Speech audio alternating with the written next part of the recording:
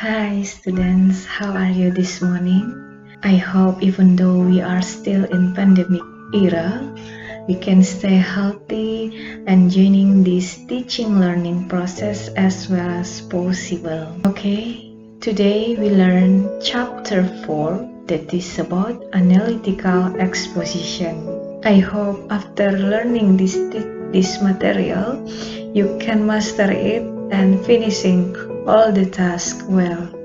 Okay, we begin from the definition of analytical exposition. Analytical exposition is a text that elaborates the writer's idea about phenomena surroundings. Mostly, the topics of an analytical exposition is about our surrounding cases.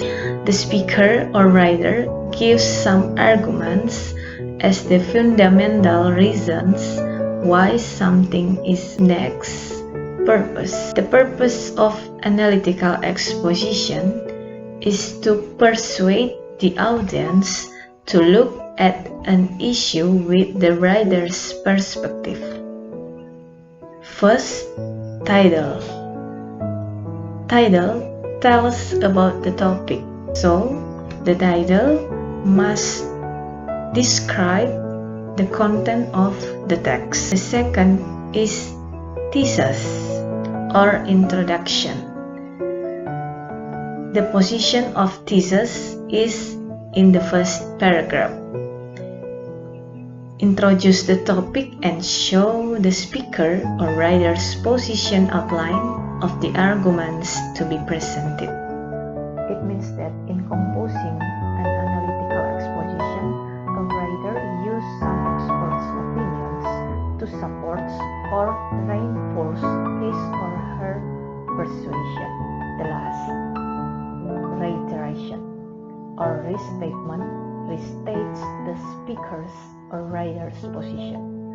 To conclude an analytical exposition, a writer concluded based on the arguments that have been elaborated before.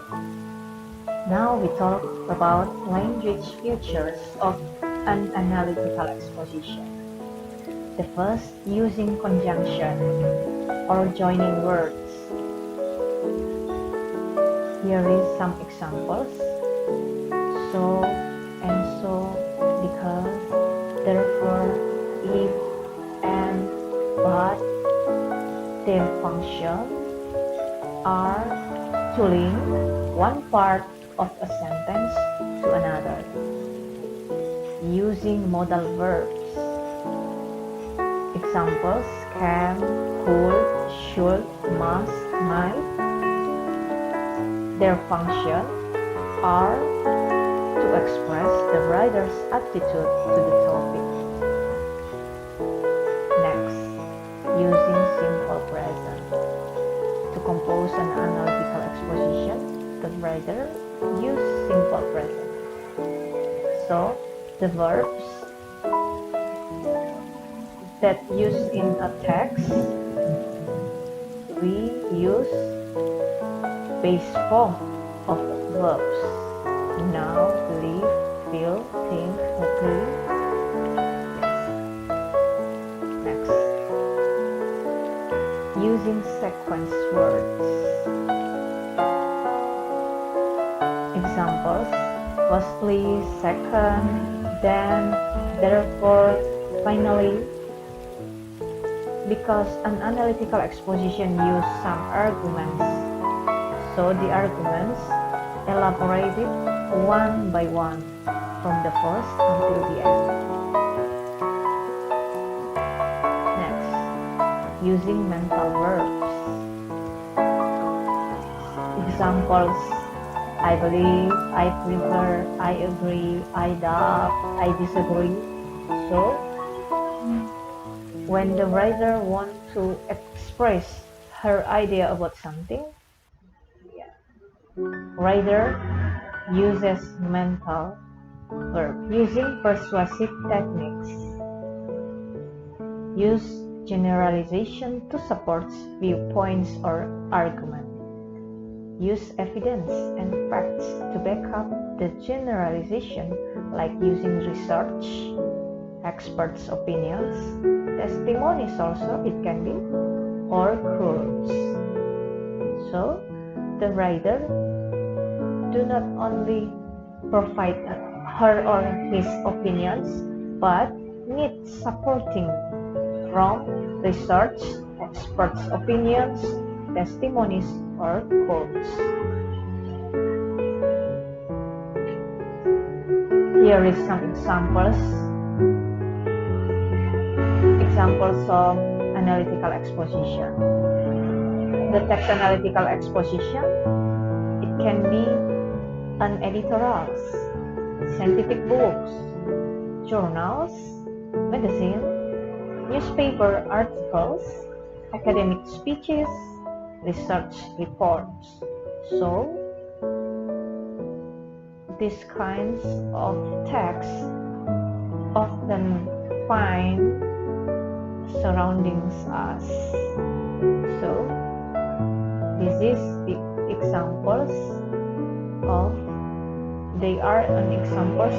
analytical exposition. This is an example of an analytical exposition. The title is Banning of Motorbikes is Necessary for Housing Areas. In the first paragraph, the writer put introduction. The writer said that motorbikes are a nuisance and a cause for great distress. The first argument is put in the second paragraph. The writer said that I would like to point out that motorbikes are a major contributor to pollution in the world. This statement is supported by a research. Here is a research, Science Daily. Science Daily is used by the writer to support his first argument. Next, the second argument is put in the third paragraph. And also, the writer used a quote from BBC News to support his second argument. Next, third argument is put in the fourth paragraph. And also, to support his idea, the writer used experts' opinions. He said that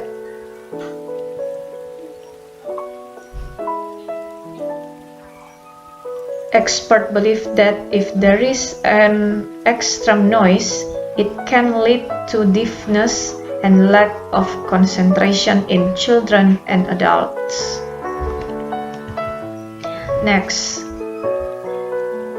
the last argument, this is the fourth, is put in the fifth paragraph.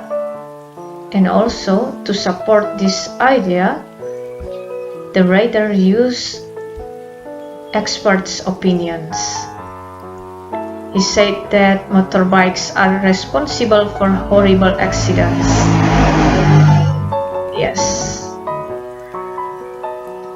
This is the last conclusion. The writer concludes all the arguments as a reiteration, and here is the reiteration from the arguments.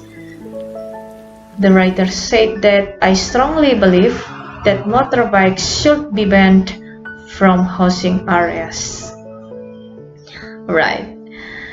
These examples is provided to make it more clear, and I hope you can understand this material well.